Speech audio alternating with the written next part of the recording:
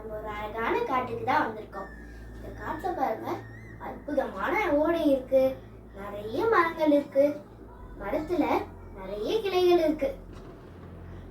மேல பாத்தீங்களா எப்படி கிளைகள்லாம் வளைஞ்சு வளைஞ்சு போகுதுன்னு? என்னம்மா திருக்குறள் சொல்ல வந்துட்டு மரம் கிளைகளை பத்தி பேசிட்டு இருக்கேன்னு நினைக்கிறீங்களா? இன்னைக்கு அது தொடர்பான திருக்குறள் தான் சொல்ல போறோம்.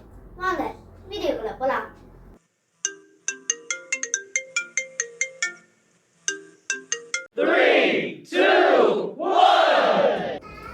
கனை கொடிது யாழ் கூடு செவ்விதாங்கென்ன வினைப்படு பாலால் கோலல்.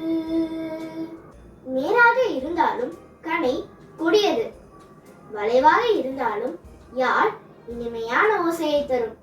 இன்னைக்கு இந்த குறள்ல இருக்க கோடு என்ற சொல்லதான் ஆராய போறோம். நம்ம இன்னைக்கு வரைக்கும் கோடு என்ற சொல்ல பயன்படுத்திட்டே தான் இருக்கோம். நீங்களே கொஞ்சம் யோசிச்சு பாருங்க. கோடு போட்ட நோட்டு, கோட்டு மேலேயே நட, ஒழுங்கா கோடு போடு என்றெல்லாம் பயன்படுத்துறோம்.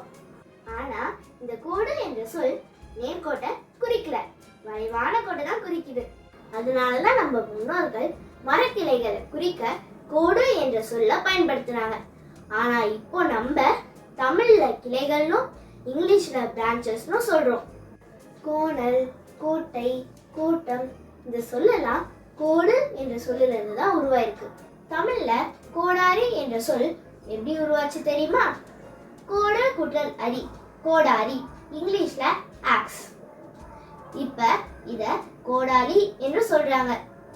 எப்போதும் மரத்திலேயே வாழ்ற ஆந்தைகளை கோட்டான் என்று சொல்றோம்.